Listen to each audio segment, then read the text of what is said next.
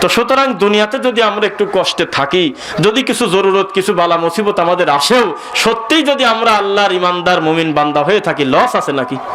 কোনো অসুবিধা নেই, অন্তত এই বড় খাটি পিটার থেকে বাঁচলাম। বোঝেন নাই? 2-4টা লাথি করিস বেটার দেন একেবারে মরে যাওয়া। বোঝা যাচ্ছে কি? আপনি একটা ছেলেকে একটা লাথির বিনিময়ে আপনি গাড়ির চাকার তলে পড়া থেকে বাঁচায় দিলেন, হয় হাতই ভেঙে গেল, অসুবিধা আছে তাতে? তো লাথিটা না দিয়ে যদি সোনার চাঁদ বলি, না না না, এত সোনার বাচ্চা, মাসুম বাচ্চা, মুকাল্লাব বিশারঈ বেগুনা মাসুম, এই সোনার গায়েকে আঘাত দেওয়া যায়, তাহলে একবারে চাকার নিচে পড়ে জীবনটাই শেষ। তাহলে কিছু কিছু সময় 2-4টা কিল, গুড়ি, থাপ্পড়, একটু ধাক্কা, একটু জ্বর, একটু করোনা, একটু মহামারী, একটু হাম, একটু গ্যাস্ট্রিক, বিভিন্ন বালা মুসিবত, এটা মানে নেন, এটা অসুবিধার কিছু না। অনন্তকালের জান্নাত আপনার জন্য রেডি আছে ইনশাআল্লাহ। এটা খুব বেশি বড় বিপদ না। মাতা নাসরুল্লাহ নবীর মুখ দিয়ে বের হচ্ছে যে আপনি আর কবে সাহায্য দিবেন। তার চাইতে তো ভালো আছি আমরা নাকি? অনেক ভালো আছি আমরা। তাও আবার শুকরিয়া আদায় করছি আলহামদুলিল্লাহ। আপনারা আবার বলেন, আপনারা কেমন আছেন? আলহামদুলিল্লাহ। কথা বলবো তো আজকে ইনশাআল্লাহ। এটা আমাদের ঘরের কথা, আজকে আমাদের ঘরের মানুষকে নিয়ে বসেছি আলহামদুলিল্লাহ। এই জন্য আমরা প্রাণ ভরে 2টা কথা শুনবো। আমার বক্তব্যের আজকে আলোচ্য বিষয় শুনবেন, কি বলবো? আলোচ্য বিষয় হলো বেশি আমল সমান সমান সুন্দর আমল, বেশি আমল বনাম সুন্দর আমল ইনশাআল্লাহ। আল্লাযী খালাকাল মাউতা ওয়াল হায়াতা লিয়াবলুয়াকুম আইয়ুকুম আহসানু আমালা। সূরা মুলক আল্লাহ সুবহানাহু ওয়া তাআলা বলতেছে, আমি তোমাদেরকে হায়াত আর মউত সৃষ্টি করেছি এই কারণে কে কার চাইতে কর্মে উত্তম। আপনি রাগ করবেন না, আমাদের ওই হুজুরদের আল্লাহ অন্য কারণে ভালোবাসুক, এই কারণে যে ভালো না বাসে মাফ করে দিয়ে দিক। তারা মানুষ। আমাদের কি বোঝাইছে আপনি জানেন? বোঝাইছে হলো কি, যে আমি এই জন্য তোমাকে হায়াত আর মউত দিছি যাতে কে কার চাইতে বেশি আমল করে আমার কাছে আসতে পারো। একটা লম্বা সময় এটা আমাদের বোঝানো হয়েছে। তা আমরা খালি রাকাত সংখ্যা বাড়া গেছি সমান, ও 80 রাকাত পার আমি 120 রাকাত মেরে দেবো, মানে রাকাত সংখ্যার প্রতিযোগিতা করছি। বিশ্বাস করেন এটাই হয়েছে। সবে বরাতে যেই 4 জন আমরা গোটা রাত ছিলাম, ওই 4 জনকে বিচার করা হয়তো রাকাত সংখ্যা বেশি কারো হলে বেশি ভালো মানুষ। একটু যদি ঝুমা আসতো, ঘুমা ভাব টান দিয়ে তুলি, বলতো যে এই সময় ঘুম না পারি তো 4 রাকাত নামাজ পড়তে পারতে। তার মানে রাকাত সংখ্যা যত বাড়াবেন দুনিয়ার চোখে আপনি ভালো মানুষ তত। একটা গ্রামে 10টা মসজিদে খতম তারাবি হয়, নাম শুনছেন? কোরআন মাজিদ গোটাটা সালাতের ভিতরে তেলাওয়াত করা হয়, কিয়ামুল লাইলের ভিতরে, সালাতুল লাইলের ভিতরে, তারাবির ভিতরে। এই 10 জন হাফেজের ভিতরে সবচেয়ে ভালো হাফেজকে গ্রামের লোক মনে করে যে 18 মিনিটে 20 রাকাত মেরে চলে গেছে, ও ভালো হাফেজ। আর যেই ছেলে বলে আলহামদুলিল্লাহি রাব্বিল আলামিন, থেমে থেমে প্রত্যেকটা আয়াত বলতে ঢিলে হাফেজ, ও এখনো জাতে ওঠে নাই। ওর মতন এক টানেওয়ালা 10 দিন পর্যন্ত পড়া লাগবে, এটা একটা গতি। এটা লম্বা সময় আমরা ধর্মটাকে এভাবেই বুঝেছি। যার মুখ যত চালু, বিশ্বাস করেন অনেক সুন্দর ছেলে ফেলে, অনেক সুন্দর কোরআন তেলাওয়াত। একই সঙ্গে আমরা 10 জন হাফেজ খতম তারাবি পড়াতাম হাফেজ হওয়ার পর, এটা আমাদের কথা বলতেছি আমরা। 10 জনই হয়তো কিছু সময় এক পাশে আমরা মাদ্রাসায় এসে খাওয়া দাওয়া করে ঘুমাই। মাদ্রাসা চালু যখন ছিল প্রথম অবস্থায়, হেফজ শেষ করার পরেই দেখা গেল সবচেয়ে শেষে যে আসতো হুজুর অনেক সময় বলতো, বা আরো 2-4 জন বড় ছাত্র বলতো যে এত ঢিলে এই ছেলে, ওকে অন্যায় করছে, দেরি করে আসে। তাহলে আমাদের থেকেও একটু ভালো করে পড়ছে, তাই তো বোঝা গেল দেরি করে আসার কি কারণ থাকতে পারে। অথচ সবচেয়ে অবহেলিত। আর গ্রামের লোকজন হাফেজ যাচাই করার সময় বলে যে অমুকের ছেলেক নেও, এক টানে একারে 17 মিনিটে মারিয়ে দিচ্ছে 20 রাকাত। মানে ওই কি খোঁজে, বিশ্বাস করেন ওই কি খোঁজে খালি। আর যেই ছেলে 1.5 ঘন্টা 2 ঘন্টা পরে 8 রাকাত কি 20 রাকাত তারাবি পড়ে, ও কোনো নাম করা হাফেজ হয় না, ওর কোনো নাম টাম নাই। তাহলে রাকাত সংখ্যার প্রতি বেশি গুরুত্ব দিলাম না কোয়ালিটির উপর বেশি গুরুত্ব দিলাম? এটা একটা লম্বা সময় আমরা ধর্মটাকে এভাবেই বুঝেছি উপমহাদেশে আমরা। আপনার খারাপ লাগলে আজকে কথা কিছু শুনবো ইনশাআল্লাহ। আজকে আল্লাহ সুবহানাহু ওয়া তাআলা তিনি আমাদের সৃষ্টিকর্তা না? খালেক হিসেবে সেই আল্লাহকে আমাদের জন্য যথেষ্ট না? আপনার আর আমার মাথায় কোন বুদ্ধি থাকতে পারে যেই বুদ্ধি আল্লাহর নাই? আল্লাহু আকবার। সব তিনি জানেন, সব ক্ষমতা তার হাতে। সেই আল্লাহ সুবহানাহু ওয়া তাআলা এখানে বলতে পারতেন যে আল্লাযী খালাকাল মাউতা ওয়াল হায়াতা লিয়াবলুয়াকুম আইয়ুকুম আহসানু, বাদ দিয়ে যদি বলতেন আমলে বেশি বেশি করতে পারে কে, অনেক বেশি কাসির বেশি বেশি আকসার আমালা, বেশি বেশি আমল করে আমি আল্লাহর কাছে যে ঢুকে পড়বে ও হলো সবচেয়ে বেশি দামি মানুষ। এটা তো স্বাভাবিক মনে হচ্ছিল, বললে ভালোই হতো, কিন্তু আহসানু আমালা বললো, যদিও বলছে এক কথা আমরা টানি নিয়ে আসলাম অন্যতা, বলতেছে ইন্নাল্লাহা মালাইকাতাহু ইউসাল্লুনা আলান নবী ইয়া আইয়ুহাল্লাযীনা আমানু সাল্লু আলাইহি ওয়া সাল্লিমু তাসলিমা। আল্লাহর কথা না? তা আমি মনে করেছি এটা হলো মিলাদ পড়ার খাস দোয়া। আমি দরুদ, যেটা মূল দরুদ সেটা বাদ রেখে আমি ওটা খাটো করে টানিয়ে চলে যাচ্ছি সাল্লাল্লাহ। তাহলে আল্লাহ বোঝাচ্ছে একটা, কিন্তু আমি বুঝতেছি আর একটা, ঠিক কিনা? আল্লাহকে এইটাই বোঝাইছিল আপনাকে। আল্লাহ বললেন যে অনুনাজ্জিলু মিনাল কুরআনি মা হুয়া শিফাউ ওয়া রাহমাতুল লিল মুমিনিন। গোটা কোরআন মাজিদটা আমি শিফা হিসেবে তৈরি করছি। তুমি নিজে কোরআন মাজিদ পড়ো। কোয়েল আছে আশপাশে, একটু অনুনাজ্জিলু মিনাল কুরআনি মা হুয়া শিফা। আমার এই গোটা কোরআন মাজিদটা নাজিল হয়েছে তোমার জন্য শিফা। সুবহানাল্লাহ। এখন হুজুর মনে করছে আমি কাটি প্যাকেট করে গলায় দিলে দিলেই হয়ে গেল শিফা, চিকিৎসা। অথচ আল্লাহ ওইটা বোঝায় নাই। আল্লাহ বোঝাইছে কি, যে একটা মানুষ ওর চাইতে বড় রোগী আর কি হতে পারে? যার ভিতরে শিরক রয়েছে, যার ভিতরে কুফর রয়েছে, ওর চাইতে বড় রোগী আর দুনিয়ায় হয়? এই লোকটার জন্য সবচাইতে উত্তম চিকিৎসা হলো আমি আল্লাহর কোরআন মাজিদ। এটা কোরআনই সম্ভবত না, এটা হলো আমি আল্লাহর কোরআন মাজিদ। এই কোরআন যদি কোনো বান্দা পড়ে তাহলে প্রতি হরফে 10 নেকি। কথা কি বোঝা গেল? 10টা নেকি পাবে সে। ফালাহু আশরু আমসালিহা, একটা হরফও যদি পড়ে প্রতি হরফে 10টা নেকি পাবে। আর এই অনুযায়ী নিজে আমল করবে, অন্যকে বলবে, তাহলে আল্লাহর কোরআন মাজিদের সৌন্দর্য মানুষের কাছে প্রকাশ হয়। এটাই তো বুঝলেন নাকি? এখন আমি মনে করলাম যে এত ভেজাল তো আমার না, যেহেতু এটা চিকিৎসা, তাহলে আমি কাটি আমি মানুষের গলায় ঝুলিয়ে দিয়ে দেবো। তাহলে আমরা কিন্তু অন্যটা বুঝি। আল্লাহর মুখের কথাটা উল্টায় দিছি কিনা একটু বলেন তো একবার। আল্লাহ বলল আহসানু আমালা। পৃথিবীর ইতিহাসে সলফে সলেহিন থেকে কোন মুহাদ্দিসিনে কেরামের এই চিন্তা মাথায় যায় নাই যে আহসানু আমালার অনুবাদ আমরা তাফসিরে লিখে রাখবো, বেশি বেশি আমল যে করতে পারে। এটা করে নাই, কোনোদিনও লেখে নাই কেউ। সকলেই লেখছে আহসানু আমালা শব্দের অর্থ আমালুন সালেহ, নেক আমল। আমলটা হবে মুহাম্মদ সাল্লাল্লাহু আলাইহি ওয়াসাল্লামের হুবহু অনুসরণে, ওইটার নাম হলো আহসানু আমালা। কিন্তু আমরা রাকাত সংখ্যার উপরে যখন বৃদ্ধি করেছি, যখন হিসাব নিকাশ করা, তখন এই সালাতের নিজস্ব সৌন্দর্য আমরা হারায় ফেলছি। কথাই বোঝেন নাই মনে হয়। আমরা সালাতের মূল সৌন্দর্য থেকে সরে গেছি রাকাত সংখ্যা বাড়ানোর জন্য। ইসলাম কি কঠিন এটা মনে করেন আপনারা? আপনি যদি বলেন যে দেশে থাকি এত পায়ে পায়ে ধরলি চলা যায় না, সৌদি চলে যাও গা, তাহলে কোনোভাবে বলতে চাচ্ছেন যে বাংলাদেশের জন্য আল্লাহ আপনার উপর জুলুম করছে? নাউজুবিল্লাহ। ওয়ামাল্লাহু বিযাল্লামিল লিল আবিদ। আল্লাহ বলতেছে আমি আমার আবেদ, আমার দাসের উপরে জুলুম করা হারাম করে নিছি। সুবহানাল্লাহ। ইন্নী হারামতু যুলমা আলাই। আমি আল্লাহ নিজেই বলতেছি আমার দাসের উপরে জুলুম আমি করি না। তাহলে আমি যদি বলি আল্লাহর হুকুম বিধানটা খুব জটিল, খুব কঠিন, মানা কষ্টকর, এই দেশে থেকে মানা যাবে না, আমি পরোক্ষভাবে আল্লাহর উপরে দোষারোপ করতেছি না? কথা বলতেছেন নাকি সাইদে? কোনো কথা না বলে একটু সামনের দিকে আগে আসবেন। আর ওখানে খুব বেশি প্রয়োজন না থাকলে দিনী ভাইয়েরা একটু কষ্ট করে আপনারা এইদিকে চলে আসবেন ইনশাআল্লাহ। তো যে কথা বলতেছিলাম, আল্লাহ সুবহানাহু ওয়া তাআলা আমাদের বললেনটা কি আর আমরা করলামটা কি? মানুষ যদি আল্লাহর দেখানো পথে যদি শান্তি খুঁজে না পায়, অন্য পথে গিয়ে যদি বলে পাইছি সুখ, ওটা কি সুখ হলো?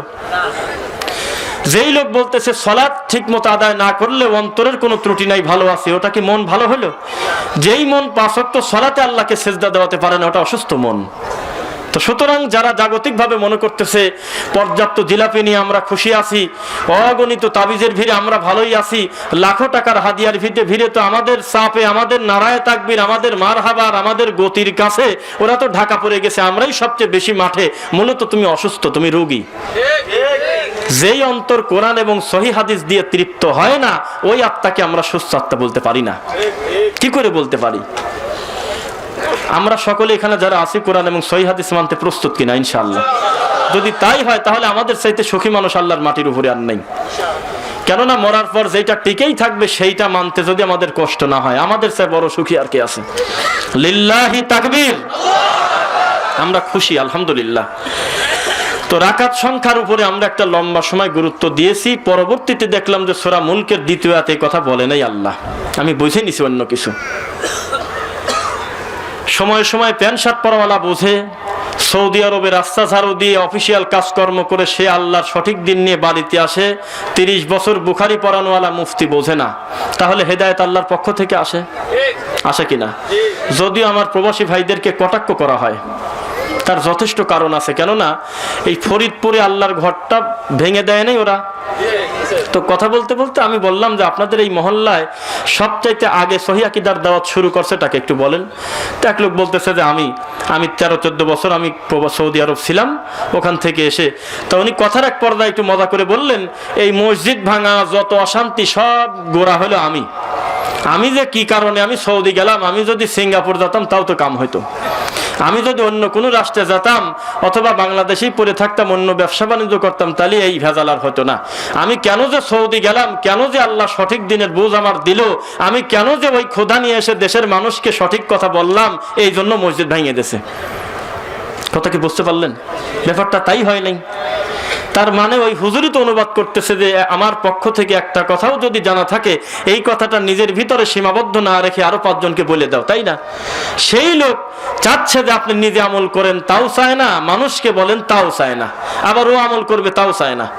এটা হইল? কোন ধরনের কথা আপনি একটু বলেন? এটাই বর্তমান পরিস্থিতিতে হয়েছে। তো মনে আছে কি সেই কথাটা, যারা আমাদের মাহফিলকে বন্ধ করে দেয় ওরা ভয় পায়, আমরা কিন্তু ভয় পাই না, আমরা খুব খুশি। আমাদের মাহফিল তোমরা যত বন্ধ করে দিবে জাতি তত স্পষ্ট বুঝতে পারবে, কেননা যেখানে বাধা আসে সেখানে একটা আগ্রহ জন্ম নেয়। ব্যাপারটা কি কারণে এরকম হইল? তখন সত্য উদ্ঘাটন করতে গিয়ে যে দেখে যে তাবিজের ব্যবসায় আগুন লাগার কারণে তারা এই কাণ্ডটা করছে। জিলাপি খুরমা শুকে যাচ্ছিল এই কারণে, আর অন্য কোনো কারণ নাই। আমি বলছি মনে আছে যে আগে 301 টাকা দিয়ে তাবিজ রেখে দিয়েছে, এক টানে ঝাড়িয়ে দৌড় তাবিজ নিয়ে খুব খুশি। অথচ ওই ঘরের থেকে তারই ছেলে এসে ওই একই হুজুরকে বলতেছে তাবিজ বলে সেরেক হুজুর। তো হুজুর বিপদে, বোঝেন নাই? এক মরা মানুষকে নিয়ে বছরে 4 বার কুলখানি করছে, মিনিটে মিনিটে বক্সাইছে কোরআন মাজিদ। সেই লোকের ঘর থেকে তার নাতি বের হয়ে এসে ওই একই হুজুরকে বলতেছে এইটা বলে বিদআত, এটা বলে শিরিক। আল মাইয়িতু ইয়াযাবু বিমা নিহা আলাই। এইভাবে মানুষকে জড়ো করে, মৃত মানুষকে কেন্দ্র করে আনুষ্ঠানিকতা করলে নাকি মৃত মানুষকে কষ্ট দেওয়া হয়। তাহলে হুজুর তো বিপদে, বিপদে কি আপনি আমি? বারবার একই কথা অভিযোগ আসে।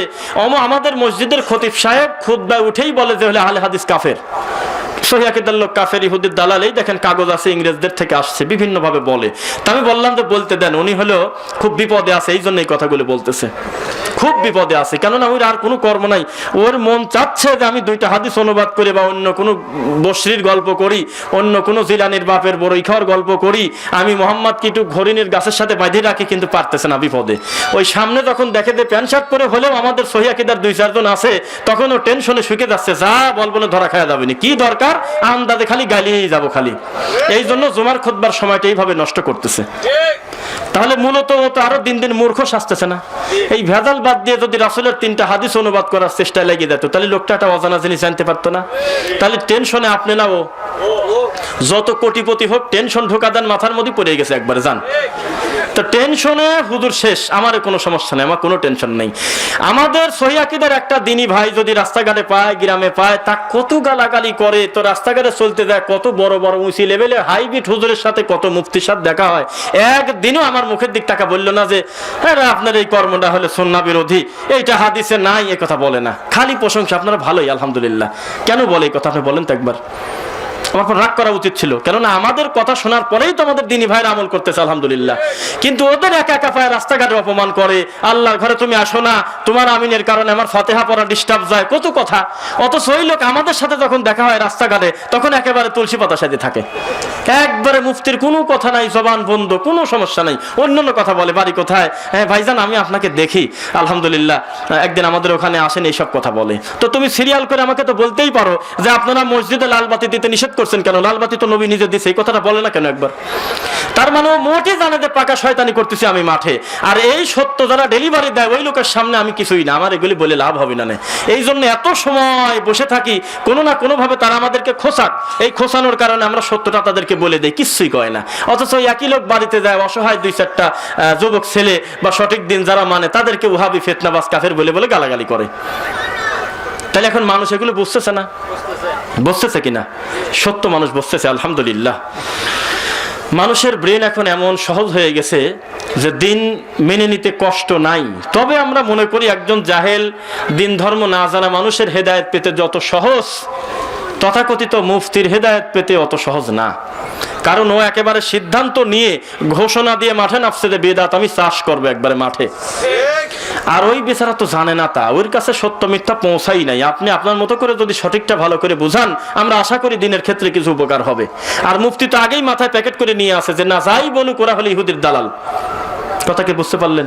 আমি ওই এমনি ওয়াজে তো আমাদের গালাগালি করেই কত, তা আমি একটা কমেন্ট মাঝে মধ্যে পড়ি। আমি একটা জায়গায় দেখলাম, আমি বলছি বিসমিল্লাহির রহমানির রহিম, এই কথা বলে সূরা ইখলাস আমি 3 বার পড়ছি।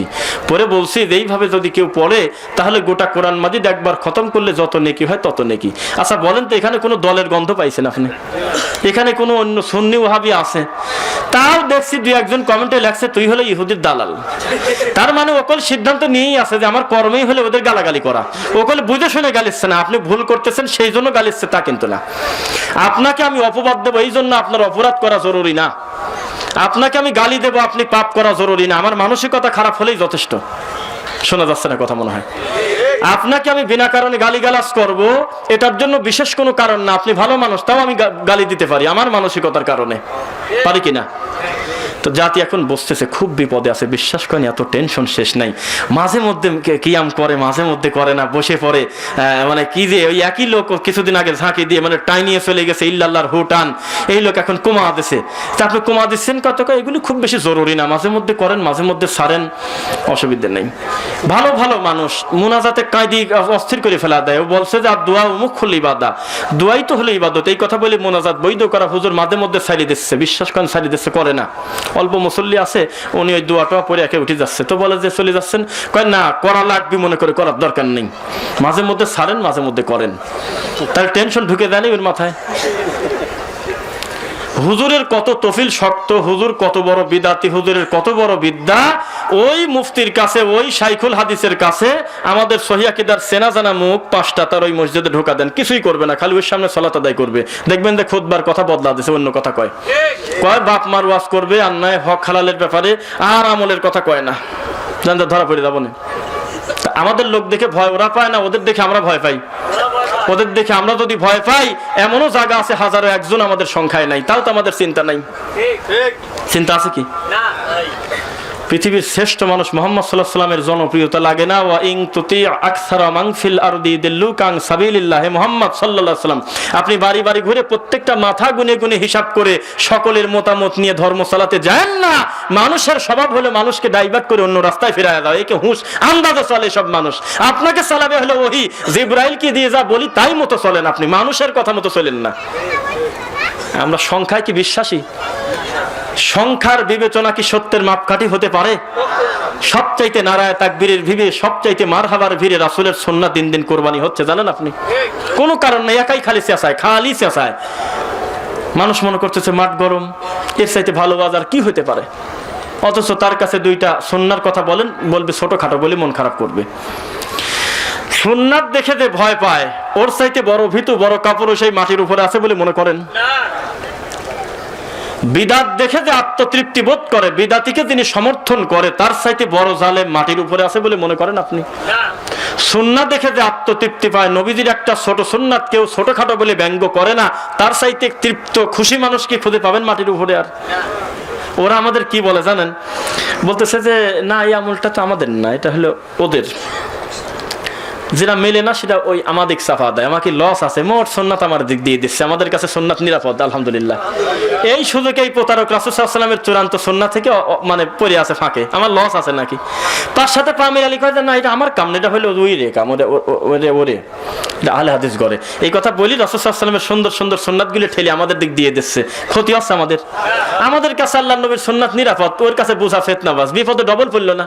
এমনি আমল তো করেই না, আবার ঠেলে আমাদের দিকে উপকার করে দিয়ে দিচ্ছে।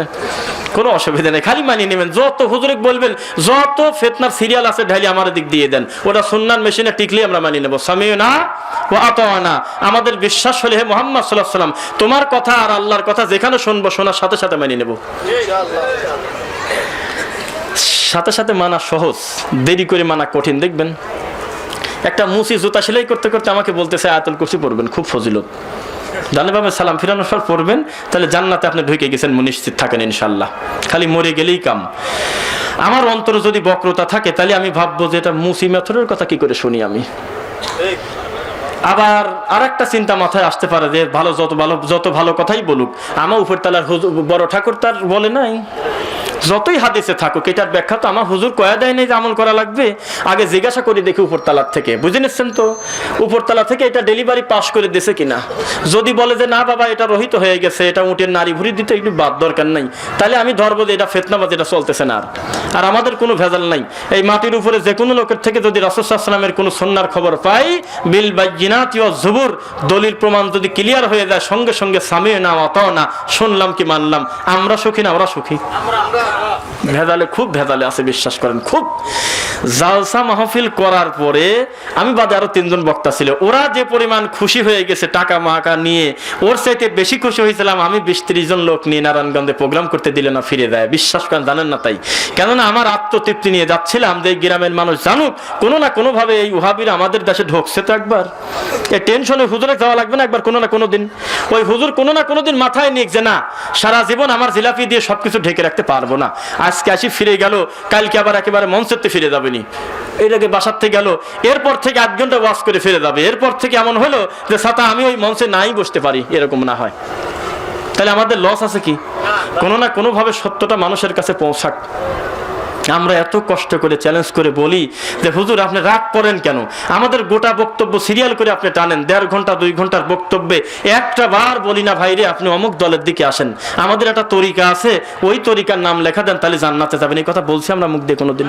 আমরা বলি যে আল্লাহর দিকে যাও, মুহাম্মদ সাল্লাল্লাহু আলাইহি ওয়াসাল্লামের দিকে যাবে, এটা কি অপরাধ হতে পারে বলেন তো একবার? কোনো দিন এটা অপরাধ হতে পারে না। সুন্নাহ যারা মানতে নারাজ, সুন্নাহ যাদের কাছে নিরাপদ না, তারা ছোটখাটো বলে ব্যঙ্গ করে সরায় দিচ্ছে। আমাদের কাছে মুহাম্মদ সাল্লাল্লাহু আলাইহি ওয়াসাল্লামের সুন্নাহ নিরাপদ, আলহামদুলিল্লাহ। আমাদের কাছে নিরাপদ, আমাদের কাছে নবী মুহাম্মদ সাল্লাল্লাহু আলাইহি ওয়াসাল্লামের কোনো সুন্নাত অনিরাপদ না, আলহামদুলিল্লাহ, আমাদের কাছে নিরাপদ। যে কথা বলতেছিলাম, আমরা সুন্দর আমল চাই না বেশি আমল চাই? বেশি কথাটা এখানে চলে না কেন জানেন? আমি পরে ভাবলাম যে ব্যাপারটা কি, বেশি আমলের কথা লেখে নাই কেন, পরবর্তীতে বুঝতে পারলাম যে বেশি আমল দিয়ে, বেশি বলতে বেশি বোঝায় না, আপনি পারেন 20 কেজি 30 কেজি দেওয়া মানে বেশি না, কথা বোঝেন না দেখি। প্রতিদিন 1 কিলো হাঁটেন, এটা হলো একটা স্বাভাবিক সীমারেখা, আজকে 3 কিলো হাঁটলেন, 2 কেজি বেশি হাঁটলেন না, তো আল্লাহ আপনার ইবাদত বেশি দেবে, এটা আপনি কি করে মাথায় নিলেন? যেই আল্লাহ প্রতিদিন 7 আসমান থেকে নামে আসি প্রথম আসমানে আপনার গুনাহ মাফের জন্য ডাকে, ওই আল্লাহ কি করে আপনার বোঝা বেশি চাপাতে পারে? উনি ইবাদত অল্প দিয়েছে আমার বান্দার যাতে জুলুম না হয়, কিন্তু আপনি টাইনি রাবারের মতো বলাইছেন ওইগুলি। এক একটা সুন্নাতকে ঢেকে আছে অন্তত 30টা কচুরিপানা, নোংরা বিদাত, কুসংস্কার দিয়ে, জানেন আপনি? এখন এই কুসংস্কার, এই কচুরিপানা টানি সরাবের গেলি, এই কচুরিপানা যারা পরবর্তীতে দিছে তারে ভেজাল, আর কোনো কারণ না, কোনো কারণ না। এত অপবাদ দাও, একটু শর্ট করে এই অপবাদ দাও না কেন ওরা বিদাত করে, এত অপবাদ এত গালি দাও, শর্ট করে বলো যে ওরা মুশরিক, তা তো বলো না। আমরা রাত দিন বলি তোমার এই কর্মটা বিদাত, তুমি একটু সাহস করে আমাদের 5টা কি 10টা সিরিয়ালে বলো যে এই দলের ভিতরে এই 5টা 10টা বিদাত আছে, বলো তো, তা বলে না। তাই পৃথিবীতে পাপও তো আল্লাহর হকে সবচেয়ে বড় 2টা, একটা হলো মুহাম্মদ সাল্লাল্লাহু আলাইহি ওয়াসাল্লামকে না মানার নাম বিদাত, আল্লাহকে না মানার নাম হলো শিরিক, নাকি? এই 2টা অপরাধে যদি আমরা অপরাধী না হই, কোন অপরাধ আর আছে এর চেয়ে বড় বলো তো দেখি? যে লোক মানুষ হত্যা করে ও নেকি মনে করে করে না, আপনি জানেন? মানুষ হত্যার চাইতে বিদাতি বেশি ভয়ঙ্কর, আমরা এই কথা বলতেই পারি। কেননা মানুষ হত্যা প্রতিদিন মানুষ করে না, বিপদে পড়েও কিন্তু মানুষ করে, মানুষে কামড় দেয়, দেখবেন আপনি। আপনিও সাপ দেখে ভয় পাচ্ছেন, কোন দিক যাব না যাব, সাপও মনে করতেছে মরে সারলাম, এই ঘোজাঘুজি করতে করতে একটা কামড় দিয়ে বসছে। মূলত এমনও হতে পারে ও জীবন বাঁচানোর জন্য এই কামটা করলো, ও আপনাকে বাসার থেকে টার্গেট করে নিয়ে আসে না, এই ওকে কামড় দিয়ে মারিয়ে দেবো আমি, কথা বুঝতে পারলেন কি? বোঝা যাচ্ছে কথা? তো আমরা যে কথা বলতেছিলাম, বেশি আমল আমাদেরকে আল্লাহ দিয়ে বোঝা চাপাচ্ছেন, এটা মনে করেন না। আর বিদাত যে কথা বলতেছিলাম, বিদাত কেন এটার চাইতে বেশি খারাপ? পরের ঘরে ঢুকে প্রতিদিন জেনা করা যায়, যত বড় নিকৃষ্ট লোক হোক, ছেলে ফেলে বড় হলে চক্ষু লজ্জা ওই অন্যায় আর করে না। বহু মানুষ বহু জেনা ব্যভিচার করছে, পরবর্তীতে বিয়ে শাদী করার পর একটা ভারত তো চলে আসছে শরীরে, সে আর ওই ধরনের নোংরা কাজ করে না, তওবা করে বহু লোক ভালো হয়ে গেছে, হয় নাই? কেননা ওই জেনা করার সময় কেউ বিসমিল্লাহ বলে না যে আমি একটা নেকিতে ঢুকে গেলাম, তা মনে করে না কেউ। যেহেতু এটা ছোট জিনিস, একটা বদনা চুরি করা নেকির কাজ, এটা মনে করে না কোনোদিন। জাগতিক সকল অন্যায়কে মানুষ অন্যায় মনে করেই করে, এই জন্য তার ফিরে আসার একটা সুযোগ কিন্তু থেকে গেল, যেহেতু লোকটা জানেই যে অন্যায়। অভাব অনটন চলে গেলে বা ভুলভ্রান্তি আল্লাহ কোনোদিন যদি হেদায়েত দেয় হয়তো সঠিক পথে আসবে। কিন্তু বেদাতি আপনার আগে দৌড় দিয়ে জান্নাতে ঢুকতে চাচ্ছে, ও কি করে ফেরে? আপনি তাকায় আছেন হলো মুয়াজ্জিন যা বলে আপনিও তাই বলবেন, শুধু হাইয়া আলাস সালাহ আর হাইয়া আলাল ফালাহর সময় কি বলবেন? কিন্তু বিদাতি মনে করতেছে এতে যথেষ্ট না, আমার সোনার নবীর নাম চলে আসছে, আমি যখন সাল্লাল্লাহু আলাইহি ওয়াসাল্লাম মুহাম্মদ রাসূলুল্লাহ যখন বলবে আশহাদু আন্না মুহাম্মাদুর রাসূলুল্লাহ, আমি ফু দিয়ে মাথা ঝাঁকি দিয়ে চোখ মুছে চোখের জ্যোতি বাড়া ছাড়বো। এত পরিশ্রম যে লোক করতেছে আমার সোনার নবীর নাম শুনে চুমা টুমা দিয়ে প্রত্যেক নামে 3 বার করে মোছে, তাহলে ওকে জাহান্নামে যাওয়ার জন্য এই কাম করতেছে? ও কিন্তু চাচ্ছে আপনি হাঁটি গেলে ও দৌড় দিয়ে জান্নাতে যাবে। বুঝা মনে যাচ্ছে না? চুপ করে বসে আছে, কখন মুহাম্মদ রাসূলুল্লাহ শুনবো তখন আমি জ্যোতি বাড়াবো। কিন্তু ভুলটা করছে কোন জায়গায় এটা ও বোঝেই নাই। ওই একই লোকে আপনি বলেন যে এটা কেন করলেন, আপনি এই কেন কথাটা বললে আপনি ধমক খাবেন। কি বলো তুমি? আমার বয়স আজ 60 বছর, আমি এখনো চশমা ছাড়া কোরআন পড়ি, হলে আমার সোনার নবীর নাম শুনে চোখ মোছার কারণে চোখের জ্যোতি বেরিয়ে গেছে, এটা নামে বরকত আছে। তখন আপনি তাকে বলেন যে বাবাজি, যেই বরকতের আশায় আপনি রাসূলুল্লাহ শোনার সাথে সাথে চোখ মুছলেন, ওই রাসূলকে যিনি মাটির উপরে পাঠিয়েছেন তিনি হলেন মাখলুক, আর আল্লাহ যিনি পাঠিয়েছেন তিনি হলেন খালেক। এই আল্লাহর নাম শুনলেন আপনি কয়েকবার, আল্লাহ আল্লাহু আকবার আল্লাহু আকবার আশহাদু আল্লা ইলাহা ইল্লাল্লাহ, পৃথিবীর শ্রেষ্ঠ বাক্য, এই সব শব্দে বরকত খুঁজে পেলেন না? ওই সময় তো চোখ মুখ মুছলেন না, যেই মাখলুকের নাম আসছে চোখ ডলি মুছলেন কেন? কথা ক্লিয়ার বোঝেন নাই মনে হয়? তার মানে আপনি আপনার মন মতো যেটাকে ভালো মনে করতেছেন সেটা ভালো নাও হতে পারে। আপনি আল্লাহর কাছে বারবার বলতেছেন যে এত দোয়া করি, এত হাত তুলে কাঁদি, আমাকে দেন না, আপনি আমাকে দেন না। এর ভিতরে না দেওয়ার ভিতরেও তো সফলতা থাকতে পারে, আপনি না বুঝতে পারেন। আপনি আল্লাহকে এখন বলতেছেন যে এখানে মানে একটা ব্রিজ আছে নাই, আল্লাহ আমার ছেলে প্রতিদিন কষ্ট করে অফিসে যায়, আমাকে এত ভালোবাসে, এত মহব্বত করে, আপনি আগামীকাল সকালে অন্তত একটা ভালো গাড়ির ব্যবস্থা করে দেন, হোন্ডা, আমার ছেলে নিয়মিত অফিস করবে, একটা ইয়ামাহা এফজেড গাড়ি দিয়ে দেন। তা আল্লাহ মনে করলো যে ঠিক আছে, দেওয়ার দরকার, দিয়ে দিলাম। তো পরবর্তী দিন সকালে ফজর সালাত পরে আপনার ছেলে খুশির চোটে এক টান মারিয়ে দিয়েছে, খালি ওই ব্রিজের পর গাড়ি উঠছে, ও আর ওঠে নাই, ও সাইডে পড়ে ইন্তেকাল। ইন্নালিল্লাহ। হতে পারে কিনা?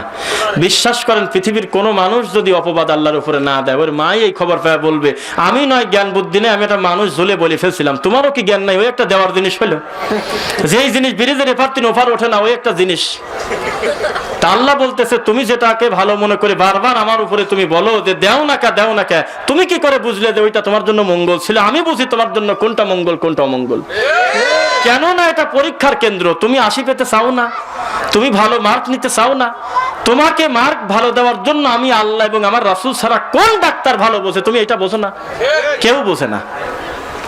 এইবার একটু খেয়াল করবেন কথাটা, ভেজাল লাগে রয় নাই আমার আর আপনার ভিতরে, কথা বোঝেন নাই? ভেজাল লাগে রয় নাই, ইবাদত সংক্রান্ত বহু বিষয় ভেজাল লাগে রয় নাই। এই ভেজালকে আমরা তৈরি করছি না, শত শত হাজার হাজার বছর ধরে চলে আসতেছে। কথা একটু আওয়াজ দিবেন, ভালো হবে আমার মনে হয়। আমার আর আপনার আমলগত যে মুশকিল ভেজাল, এইটা আমি বানাইছি না, বহু আগে থেকে টানি চলে আসতেছে। কথা বুঝবেন। কিন্তু চাচাতো ভাইয়ের সাথে চাচাতো ভাই কথা কয় না 4 বছর, কেন? সৌদি আরব থেকে ঘুরে আসি, জোরে আমিন কয় সেজন্য। বুঝছেন কথা আমার?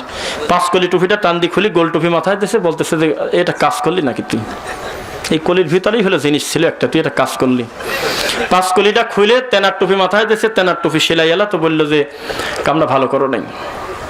আবার ওইটা খুলে 5 কলি মাথায় দিয়েছে, তো বলতেছে যে এটা কাজ নাকি?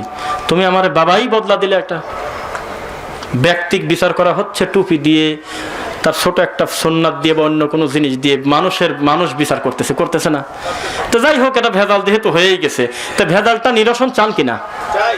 তো এই মাটির উপরে কোন মানুষের ব্রেন বুদ্ধি আমার নবী মুহাম্মদের চাইতে বেশি সাল্লাল্লাহু আলাইহি সাল্লাম? বলেন তো একবার, নাম বলেন কোন লোকটার মাথায় আমার নবী মুহাম্মদ সাল্লাল্লাহু আলাইহি সাল্লামের চাইতে বেশি বুদ্ধি আছে? আছে এরকম? তা আপনি কোথায় যায় চাচির কবর, কোথায় চাচি কাঁদে, কোথায়, ব্যাপারটা এরকম হয় নাই? আপনি কার কাছে যা সমাধান চাচ্ছেন? আমার আর আপনার ভিতরে আমলগত যত সমস্যার সমাধান দেবে হলে কোরআন এবং রাসূলের সহিহ হাদিস। আপনি টাইলে চলে গেছেন হলে অন্য অধিকার বলতেছেন ওরা ফিতনাবাজ, ওরা ভাগ করে রাখছে। ভালো কথা, আমি ভাগ করছি, তুমি জোড়া দিবা কি করে? তোমার বাবার ডাকে নিয়ে আসি না কোরআন আর হাদিস ডাকে নিয়ে আসি? তো তুমি খালি চাচামার কবিরা ঐক্য চায় না, এরা হলো ফিতনাবাজ, এ দেশে কত কিছু হয়, এরা ঐক্যের কথা বলে না। তো ঐক্য তো তোমার চাই বেশি, আমি চাই। আমি যাচ্ছি কোরআন আর হাদিস নিয়ে, তুমি আসতে চাও হলো ঠাকুর বাবার গল্প নিয়ে। তো এইভাবে হয় কোনোদিন? চলো দুইজন আমরা এক জায়গায় বসি, কোরআন আর হাদিস কেউ না কেউ নিয়ে আসুক, নিয়ে এসে মাঝখানে বসাক, আমরা চারদিক গোল হয়ে বসি। যেই লোকটা মাথা নত করে যাবে আর বলবে এই দুইটাই মানিয়ে নিলাম, ও হলে আমার ঐক্যের ভাই। আর যে বলবে যে এগুলো আমার বোঝা কাম না, আমার বাবা হুজুর পাশ করে দিয়েছে কিনা তারপর কথা, তাহলে আপনি মনে থাকেন যে অভিনয় করতেছে, মূলত ঐক্য চায় না। পাগল হয়েছেন নাকি আপনি? ঐক্য মুহাম্মদ সাল্লাল্লাহু আলাইহি ওয়াসাল্লাম দিতে পারে না, আল্লাহর কোরআন একজন ব্যক্তি আর একজন ব্যক্তির মহব্বতে জোড়াই দিতে পারে না। আর কোন জিনিস পারে মানুষকে মিল মহব্বত করাই দিতে? আপনি খালি জায়গায় জায়গায় সম্মেলন করে বলতেছেন যে এরা ঐক্য চায় না, এরা ঐক্যের কথা বলে না। নাম তো বলি না কোনো সময় আমি, আমার ইসমাইল চাচার মতো আবার না বলা লাগে যে ইউটিউব আলারের দোষ, এরা ওইটুক কাটিয়ে দিয়ে পারে নাই। বাবারে ওইটুক কাটিয়ে না দিতে কি উপকার করছে তুমি বুঝবে না। তা ইউটিউব আলারে বলে দোষ বলেন, এইসব মিডিয়ার দোষ আছে। ও যা আমি বলতেছি তাই দেবে না, নাকি বানানি আসবে বাড়িতে? তো বলতেছে যে আমি যে রফিকুল ইসলামের সাথে আমি যে মমক মাঠে যে বিয়াদবিটা করছি, এটা কাটিয়ে দিলেও তো পারতো। এটা কথা কাটিয়ে দিবি, ওইটি তুই আগে দিবি। তো যে কথা বলতেছিলাম যে কাটিয়ে দেওয়ার দরকার নাই, তারপরে বলি, আমি ভাবে নাম বলি না। সরমনে একটা গ্রুপ না, আহলে হাদিস একটা গ্রুপ না, একটা সংগঠন না, দায়িত্ব না, একটা বৈশিষ্ট্য না, একটা হেফাজত একটা বৈশিষ্ট্য, একটা গ্রুপ না, দল না। জামাত ইসলাম একটা দল না। প্রত্যেকেই কিন্তু আমরা যারা লা ইলাহা ইল্লাল্লাহ পড়ছি তারা আমাদের মুসলিম ভাই, আমরা অস্বীকার করব না। কিন্তু ভিন্ন ভিন্ন দল আছে কিনা? এক দল আর এক দলকে হিন্দুর চেয়ে বেশি খারাপ মনে করে। আপনার গাছ সাথে হলো সরমনার দোকান, তার গাছ সাথে ফুরফুরার দোকান। সরমনাই যদি বলেন যে সরিষার তেল আছে, যদি ফুরিয়ে যায় তো বলবি না যে সমস্যা কি, আমার ফুরফুরার অমুক ভাই আছে, ওর তেল নিয়ে যান। তো কবি যে পাশের দোকানে নাই বলেই দেখেন কোনো অচিন্তা আমার নাকি, তুমি কোনতে নিবা না মরবে অচিন্তা আমার না। মানে কোনোভাবে চাচ্ছে না যে এই পীরের লোকের কাছ থেকে নিক, কেন ভিতরটা ছিঁড়ে চলে যাচ্ছে যে ও হলো খুব খারাপ পীর, আমারটা হলো মোটা পীর। আপনি জামাত ইসলামের একজন ভাইকে বলেন যে আপনার হেফাজতের সাথে হুবহু এক মিলিয়ে দিতে হবে, একবার হুবহু এক মিলতে হবে, আর ঝগড়াঝাটি করার দরকার নেই, সব এক হয়ে যান, মোহাব্বত করে একসাথে বসেন, তারা যা বলে তাই মানি নেন। তো বলবেন যে আমি এখনই বিষ খাওয়া মরে যাবো, তা ওদের ওইভাবে আমি তালে মেলবো না, আমার মতো মিলা লাগবে। আপনি কাউকে বলেন যে 5 লিটার টুপি আমার মতো এই টুপি মাথায় দাও, তো কবি যে না বিষ খাওয়া মরে যাবো, তাও এই কাম করবো না। বাংলাদেশে বহু প্রতিষ্ঠান আছে, গোল টুপিটা খুলে 5 কলি মাথায় দিবেন, ওই মাঝাতে বাইর করে দিবেন, নিবেন নাম বহু আছে। তাহলে আমি এই কথা বলার উদ্দেশ্য কোনো দলকে না, আমি বোঝাতে চাচ্ছি যে তাহলে ঝামেলা একটা হয় নাই, সমাধান আসতেছে সামনে ইনশাল্লাহ বলেন, মানে সমস্যা হয় নাই তাই বোঝাচ্ছি।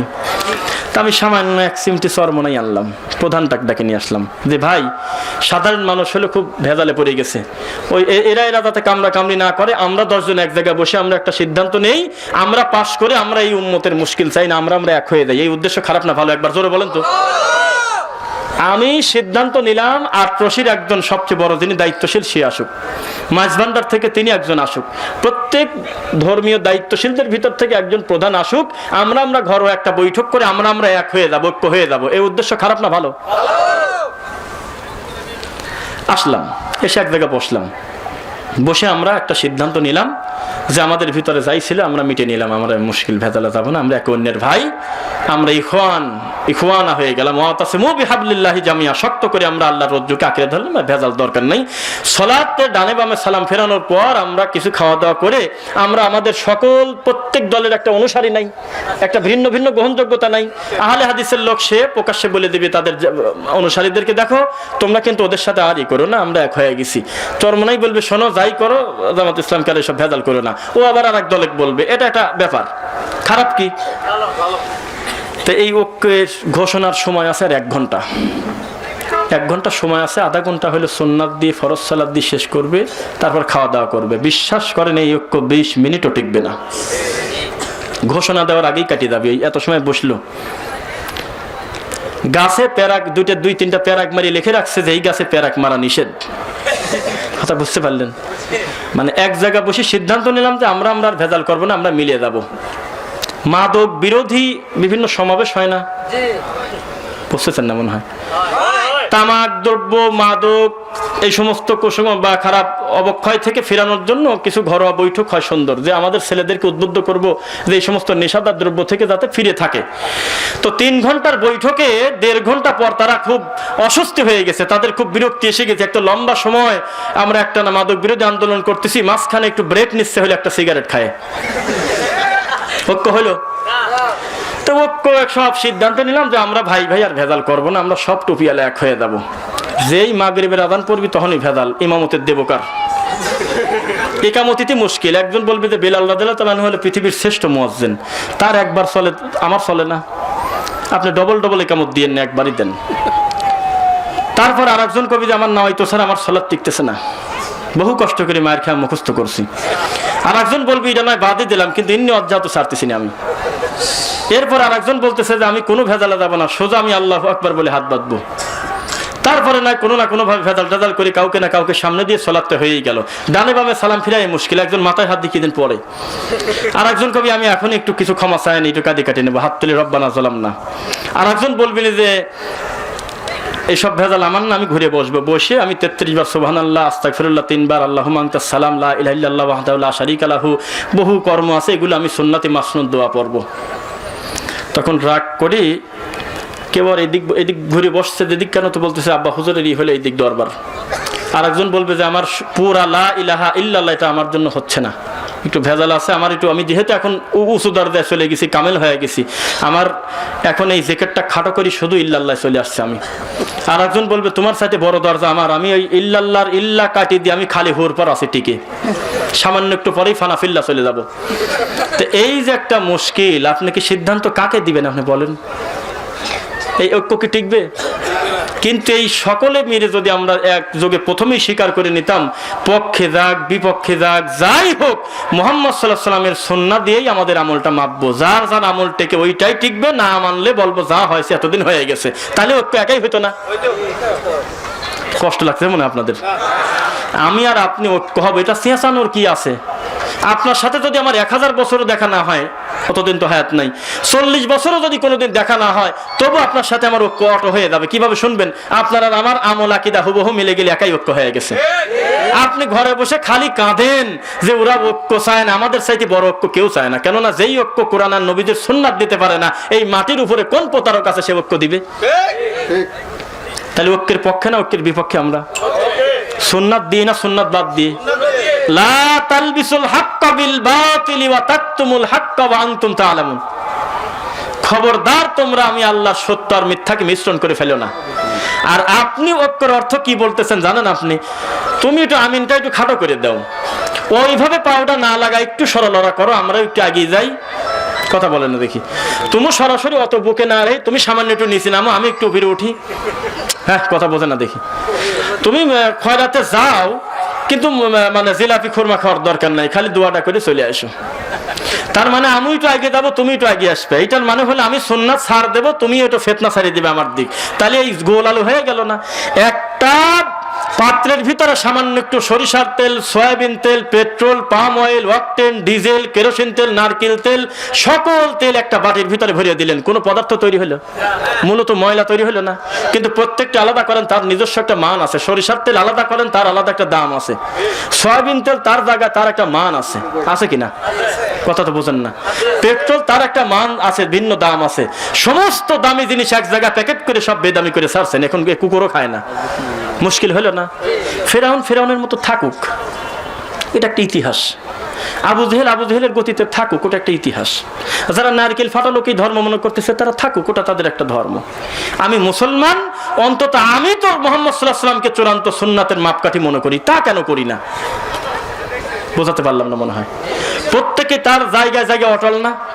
তা আমি কেন আমার সুন্নাতকে খাটো মনে করলাম? আমি কেন মুহাম্মদ সাল্লাল্লাহু আলাইহি ওয়াসাল্লামের প্রতি এত রাগ আমার? তার সুন্নাত আমার কাছে অবহেলিত কেন? এইভাবে ঐক্য হয় কোনোদিন? ঐক্য হয় না। একটু আগে বসবেন, সামনে কষ্ট করে, পিছন দিয়ে পরিবেশ করে দিবেন। আপনাদের উদ্দেশ্যে আমার আরো একটু কথা।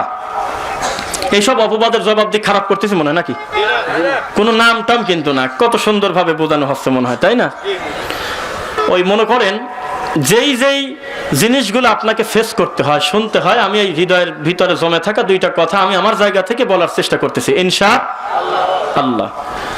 আর একটা অপবাদ হলো ওরা হলো কট্টরপন্থী। কি পন্থী বোঝেন নাই? কট্টরপন্থী। ওরা খুব কঠিন, ওরা খুব সব বিষয়ে খুব কঠোর। যে কয়জন মুহাম্মদ সাল্লাল্লাহু আলাইহি সাল্লামের সঠিক সুন্নাহ মানি, এই কয়জনও যদি তোমার মতো ঠান্ডা হুজুর হয়ে যেতাম, বহু আগে এই দেশে ধর্ম বেঁচে খাইতো। এখনো লা ইলাহা ইল্লাল্লাহ বলার লোক আছে কিনা? এখনো মানুষকে সিজদা দেওয়ার বিপক্ষে লোক আছে কিনা? এখনো তার ছোট হোক বড় হোক সকল প্রয়োজন আল্লাহকে বলার লোক এখনো 2-4 আছে। এই 2-4 লোকও যদি মনে করতো যে ঠান্ডা হুজুর হয়ে যাব, কাবা ঘরে কেউ মূর্তি বানা ছাড়িয়ে দেবো, তাহলে এই দেশে বহু আগে ধর্ম বেঁচে খাইতো। তুমি শুকরিয়া আদায় করো, তুমি এই সুন্নাত পালন করনেওয়ালা কিছু মানুষের জন্য আসমানের রিজিক পাও। দুনিয়া এত সময় আবার টিকে আবার থাকে। তুমি যে জাতি কাণ্ড করতে চাও কোরআন পড়ে, এই কোরআন পড়ে বিভিন্ন কাজ করতেছেন। আমরা বলতেছে মাই ইয়াহদিল্লাহু ফাহুয়াল মুহতাদ ওয়া মাই ইউদলিল ফালান তাজিদ লাহু ওয়ালিয়্যাম মুরশিদা। আমি আল্লাহ যাকে হেদায়েত দেই সে হেদায়েত পায়, তাই না? আমি আল্লাহ যার হেদায়েত দেই না তার জন্য কোনো ওলি মুর্শিদ নাই। তাহলে আমরা বুঝে নিলাম যে আমি আল্লাহ যদি কারো হেদায়েত না দেই, কে আছে, কোন বন্ধু আছে, কোন মুর্শিদ আছে তাকে হেদায়েত দেয়? মিলে গেল না? এত সুন্দর একটা স্বচ্ছ কথাকে ঘোরায় নিয়ে বলতেছে ওর তো কোনো হেদায়েতই নাই, যার কোনো মুর্শিদ নাই, ওলি নাই। তাহলে আপনি আল্লাহর নিজস্ব সিফাতি নামটা টাইনি মানুষের কাছে দিয়ে কুফরি করলেন না? এই যদি আপনার ধর্ম প্রচারকের কাণ্ড হয়ে থাকে, তাহলে আল্লাহ আপনার মতো লোক যদি সব হয়ে যেত, এ দেশ বহু আগে ধ্বংস করে দিত না আল্লাহ? বিশ্ব এখনো পর্যন্ত দিচ্ছে না, কেননা এখনো সত্যকে সত্য বলার লোক আজও আছে, আলহামদুলিল্লাহ আছে। আপনি না হয় জিলাপি নিয়ে মুহাম্মদ সাল্লাল্লাহু আলাইহি ওয়াসাল্লামের সুন্নাহকে ঢেকে রাখছেন, বুঝতে দিতে চাচ্ছেন না। কেউ না কেউ তো মানতেছে, নাকি মানতেছে না? সঠিক মানতেছে। তো যে কথা বলতেছিলাম, গালি দিতে দিতে হিদায়াত আসে, জানেন আপনি? বাবরি মসজিদের গল্প আমরা জানি না, তবে শুনি লোক মুখে, যিনি ভাঙছিলেন তিনি নাকি পরবর্তীতে ভুল বুঝে মুসলমান হয়ে নিজে আবার একটা আল্লাহর ঘর তৈরি করছে। সুবহানাল্লাহ। এটা আমরা শুনছেন আপনারা নাকি? তা আমরাও এটা বিশ্বাসী। যারা আমাদেরকে গালি দিচ্ছে, যারা আপনাকে অপছন্দ করতেছে, রাসূলের সুন্নাহর উপরে ব্যঙ্গ করতেছে, আমরা আশা করি আল্লাহ তাকেও হেদায়েত দিতে পারেন ইনশাআল্লাহ। যদি এই বুঝতে আসে যে গালিটা দিলাম, এদের ব্যাপারটা কি, কাদের গালি দিলাম, কিছু বুঝতে আল্লাহ দিতেও পারেন কিনা? আল্লাহকে আমরা ভয় করি কি করি না? পরীক্ষার টেনশনে বই নিয়ে বসার সময় পাচ্ছেন না। জাহান্নামের আযাবের ভয়ে লোকটা আল্লাহর ঘরেই ঢোকে না, ভয়তে হলো। এটাকে ভয় হলো? আল্লাহর ভয় আল্লাহর কাছেই বেশি যাওয়া লাগবে না, আল্লাহর কাছেই আরো বেশি দিতে হবে। আল্লাহর কাছে যেতে হলে একটা মাধ্যম আছে, সে মাধ্যমটা কি? আল্লাহর কোরআন মাজিদ এবং রাসূল সাল্লাল্লাহু আলাইহি ওয়াসাল্লামের সুন্নাহ, রাসূলের অনুসরণ আছে কিনা? এই দুইটা জিনিস লাগবে না? তাহলে আপনি যে আল্লাহকে ভয় পান তার দলিল হলে আপনি কোরআন আর হাদিস মানেন, আলহামদুলিল্লাহ। আরে কপাল, এত ক্লিয়ার করে বলার পরেও কেন যে কানে যায় না এখন মানুষ বুঝতেছে। কেননা আমরা বারবার বলি যে আপনার আমলটা ভুল, এইটা আমরা বলি না। আমরা বলতেছি মুহাম্মদ সাল্লাল্লাহু আলাইহি ওয়াসাল্লামের সুন্নাহর দিকে আসেন, দেখেন সুন্নাহটা কি বলে, তাও বোঝে না। তাহলে কোনো না কোনো ভাবে আপনি যেভাবে মানুষকে আল্লাহর দিকে ঠেলে দিতে চাচ্ছেন, এর চাইতে দ্রুত গতিতে মানুষ মানুষের দিকে চলে যাচ্ছে, ঠেকায় দিতে চাচ্ছে একদল। জানেন আপনি? চাচ্ছে না? চাচ্ছে। দেখেন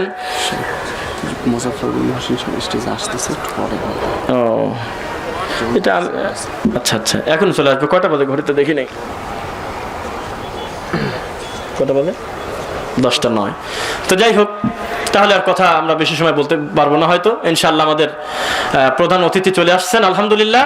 এই ব্যাপারে আমরা দুইটা কথা বলি। আচ্ছা, সালাতুর রাসূল সাল্লাল্লাহু আলাইহি ওয়াসাল্লাম, এই বইটা আপনাকে ঘামায়, এই বইটা আপনাকে সালাত সঠিকভাবে রাসূলের পন্থায় আদায় করার পরিবেশ করে দেয় নাই লাখো কোটি মানুষকে। আমাকে যদি কেউ আমাদের বুঝমান বা সহিহ আকীদার বুঝ আছে বা দিন ধর্ম নিতে পারে বা ব্রেনটা এখনো কেউ ওয়াশ করে নাই, সে যদি বলে যে সঠিক সালাতটা কোন ভাবে পড়বো, তাকে আমি সালাতুর রাসূলের পরামর্শ দেই। আর কেউ যদি বলে যে কেউ যদি কাউকে হাদিয়া দিতে চাই কোন আলেমকে, তাহলে আমি জাল হাদিসের কবলে রাসূলুল্লাহ সালাত দেই। কেননা ওখানে পজিটিভও আছে, নেগেটিভটাও আছে। ও কোন যুক্তিতে সুন্নাহটা অমান্য করবে, সেই যুক্তি কেন ভুল সেটাও দেওয়া আছে জাল হাদিসের কবলে রাসূলুল্লাহ সালাত। কথা কি বুঝতে পারলেন?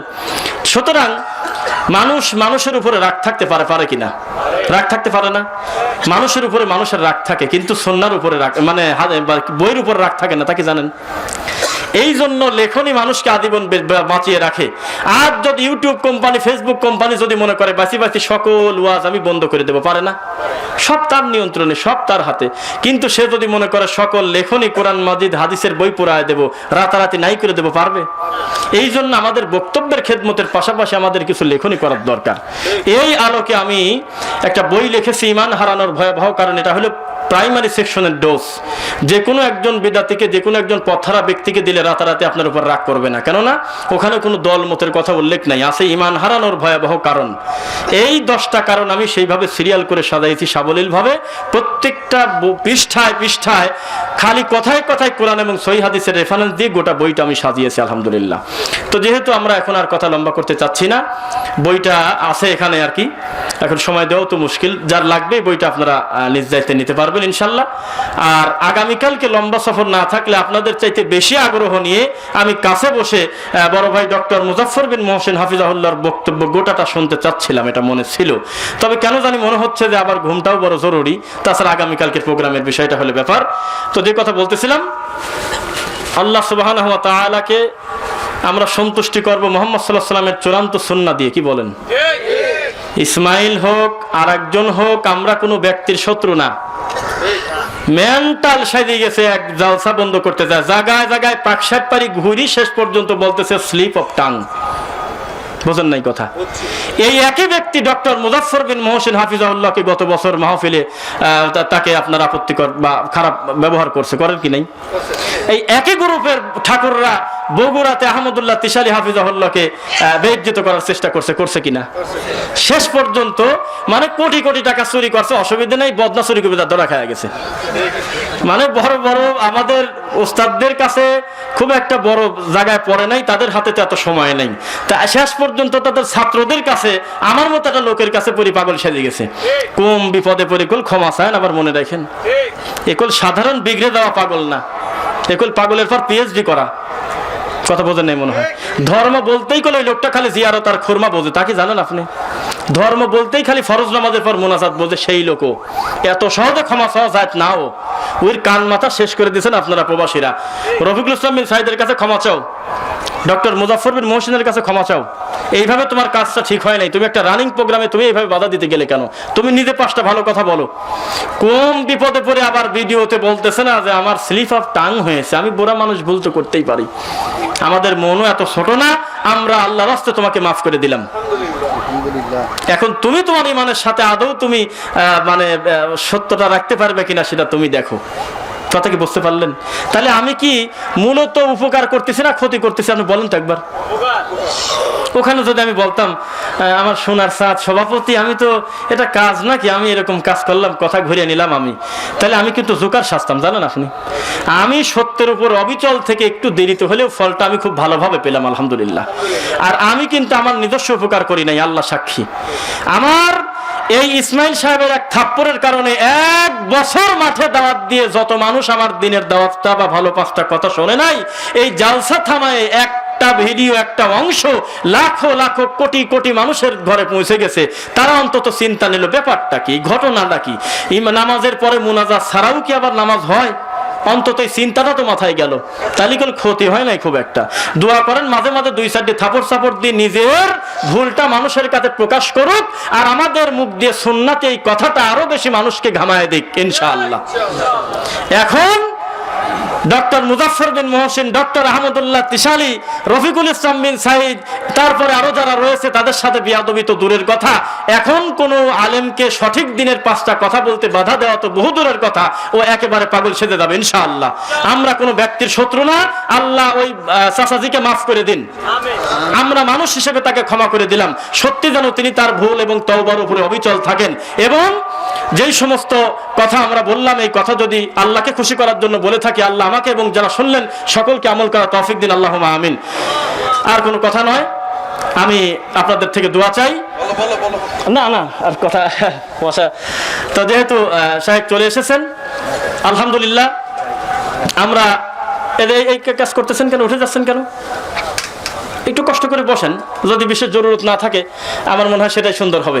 আমি কিন্তু বলছি এই কথাটা যদি মিথ্যা বলি, আল্লাহ দুনিয়ার ক্যামেরা যেমন ধরা পড়তেছে বিচারের মাঠেও তুমি ধরা দিয়ে দিও আমাকে। সেটা কি, আপনার চাইতে বেশি গুরুত্ব নিয়ে আমার এখন পর্যন্ত অন্তরটা চাচ্ছে শায়েকের পাশে বসে গুরুত্ব দিয়ে গোটা প্রোগ্রামটা আমি শুনবো ইনশাআল্লাহ। আর আপনি এত দ্রুত বিরক্তি আনলে আপনি আপনার নিজেকে খাটো করতেছেন বলে আমি মনে করি। কথা কি বুঝতে পারলেন? সঠিক দাওয়াতে যত বাধা আসবে কাজ তত বেশি হবে না কমবে? আল্লাহর কসম, ইসমাইল সাহেব আমার প্রোগ্রামটা এইরকম করে থাবা দেওয়ার আগে ওই টাঙ্গাইলে মাহফিল ছিল মাত্র 2টা, এখন 9টা। কয়টা? তাহলে মানুষ কি আমাদের মানে ক্ষতি করতে চায়? ক্ষতি করতে পারতেছে না। দিনের দাওয়াতটা ঝাঁকি দিয়ে আতরের বোতল খসায় দিচ্ছে। কোনটা? আমি বারবার বলেছি, আমি আমার সাথে প্রথম যেদিন শায়েখের কথা হয় সেদিন আমাকে বলতেছে রফিক দরদ মাখা ডাক নিয়ে যে তুমি তোমার মতোই থাকো, কোনো কারেকশন নাই। আলহামদুলিল্লাহ। ঠান্ডা হুজুরের বিরুদ্ধে কথা বলি। কার বিরুদ্ধে কথা বলি? তো এটা কি কোনো ব্যক্তি হলো নাকি? বারবার বলতেছি তুমি সুন্নাতকে ছোটখাটো বললে কেন? এটাই আমার খারাপ কষ্ট লাগে। তুমি সবাইকেই যদি বলো যে এই ব্যাপারটা তুমি একটু নিচে নামিয়ে আসো, এত শক্ত করে বলা লাগে না, এই কথা বললে কোনোদিন সিদ্ধান্ত নেয়। আপনি আমাকে একটা প্রশ্ন জিজ্ঞাসা করলেন, আমি বললাম বাবা এটাও ঠিক ওটাও ঠিক। তাহলে বাড়িতে যাওয়ার সময় আপনি সিদ্ধান্ত নেবেন কোনটার, আগেরটা না পরেরটা?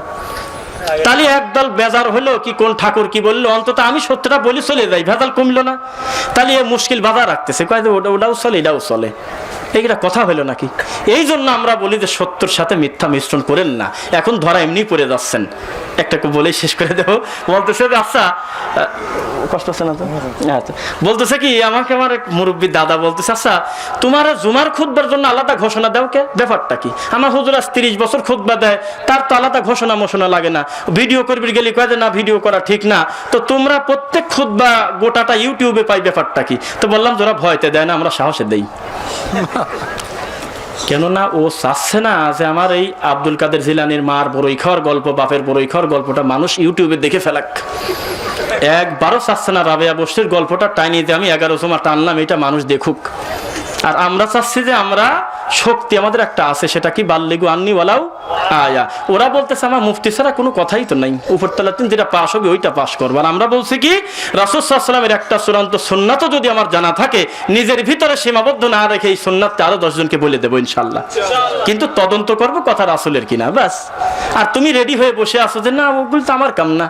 প্রশ্ন দিলেই রাগ করে। আমার ঘরে শায়েখদের কাছে 60টা প্রশ্ন দিলে 60টাই কত সুন্দর গুরুত্ব দিয়ে উত্তর দিয়ে দেয়। 2টি প্রশ্ন দিলেই রাগ করে বলে যে এইসব ভেজাল নিয়ে আইছে ওকে, এই করো কেন সেই করো কেন। তো ভয় ও পায় না, আমরা পাই। আর কি কোনো স্পষ্টতার দরকার আছে? শেষে বলতেছে না এই কথাটা ঠিক আছে। আমি বললাম যে দাদা শুধুমাত্র মতের সামান্য কিছু মতের বিরোধীর কারণে আল্লাহর ঘর যে টুপিয়ালা ভেঙে দিতে পুরাই দিতে খারাপ লাগে, সেই লোক যদি আমাদের বক্তব্যের কোনো ভুল পাতো কি বসে থাকতো? এত লোকের ওয়াজ টিকটক হয়, আমাদের শায়েখদের ওয়াজ টিকটক হয় না কেন? এত সময় পরে কথা বললাম কোন ইউটিউবওয়ালা দেখি 1 মিনিটে একটা ভিডিও নিয়ে টিকটক করুক দেখি। কেননা ওনারা জানে যে এই ভিডিও টিকটক হয় না, হিন্দি গান নকলও করে না, একটু কাঁদিয়েও দেয় না, একটু সিয়ার সারি ঢং করে লাভও দেয় না। টিকটকটা বানাবো কিভাবে? এটা কিন্তু অলরেডি সিদ্ধান্ত হয়ে গেছে যে না সহিহ আকীদার এসব আলেমদের রং ঢং মাখা ওয়াজ নাই, মানে 10 মিনিটের কথা রাবারের মতো সুর দিয়ে টাইনি বড়ও করে না, এইটাতে দেওয়া যায় না টিকটক। আপনি এখন ইউটিউবে লেখেন TikTok video, exception is always exception, exceptional is not exam. 2-1টা ব্যতিক্রম উদাহরণ না, 2-1টা আছে কিনা আমি মানে বলতে পারতেছি না, কিন্তু মূলত 999টাই পাবেন হলো তাদের। সুযোগটা আমি করে দিচ্ছি না, আমি এই সুযোগটা করে দিলাম না, আমি হুজুর টুপি মাথায় দিয়ে সুযোগটা আমি করে দিলাম না। আমাকে বলা হলো যে তুমি আল্লাহকে ডাকো ভয় ভীতি নিয়ে বিনয়ের সাথে, খবরদার চিৎকার চেঁচামেচি করো না, আল্লাহ কিন্তু সীমা লঙ্ঘনকারীকে পছন্দ করে না। তা আমি মনে করলাম তোমার কথা নাকি, আমি একটু হু টান দিয়ে আমি উপর তলায় উঠে চলে যাবো। তাহলে এই সুযোগটাকে একটা হিন্দুকে দেখে না, এই ভিডিওগুলি ইহুদি খ্রিস্টান হিন্দু নাসারা যে কোনো তরিকার লোক ইউটিউবে আজকাল ভিডিও তার অনিচ্ছায় চলে আসে। কিন্তু কেননা যুবকরা অনেকদিন আগে মনে করেছিল ফেসবুক মানে হলো সময় কাটানোর তামাশা, কিন্তু এখন কথাটা ঘুরে গেছে, সেকেন্ডে সেকেন্ডে ওয়াজ শেয়ার করতেছে, তার অনিচ্ছায় বিভিন্ন বক্তব্য তার সামনে আসতেছে। আলহামদুলিল্লাহ, আছে কিনা? তো এখন দেখলো যে না এইভাবে তো আসলে মুশকিল, এইভাবে খুব মুশকিল, এইভাবে ধর্ম চলে না। যার কারণে বললো যে না এগুলো তাকওয়ার খেলাফ, এগুলো আল্লাহ ভীতি কমে যায়, খোদা ভীতি কমে যায়, কয় আল্লাহ ভীতি কমে যায়, এসব ক্যামেরা ট্যামেরা সর, ওইগুলো আনো না। আর আমরা বলি আমাদের এই দিনী ভাইদের মাধ্যমে আমাদের কথাটা শুধু কথা না, কথা কলম মিডিয়া 3 ভাবে খেদমত হচ্ছে। আলহামদুলিল্লাহ, আল্লাহ যেই বইটা আমি আমার ছোট জীবনে ভুলভ্রান্তি করতে করতে করতে করতে 2017 সালের শেষের দিকে ইকবাল নামে এক ভাই এবং শাহিনুর নামে এক প্যান পরা এক ভাই জাল হাদিসের কবলে রাসূলুল্লাহ সালাত এবং হাদিসের নামে জালিয়াতি আর ইয়াহইয়া ও সুনান, এই 3টা বই আমার ঘরে ঢোকায় দিছে। আমাকে সঠিক দিনের বুঝ পাওয়ার জন্য সবচেয়ে বড় অগ্রগামী করেছে। প্রথমে আল্লাহ তুমি ওই দুইজনকে ক্ষমা করো, তাকে তুমি কবুল করে নাও আল্লাহ। আর এই বইয়ের যে লেখক দুনিয়া থেকে ইন্তেকাল হয়ে গেছে একজন, আর একজন আমার পাশে। আল্লাহ সকল কর্মে এই লেখা তার খিদমতের এবং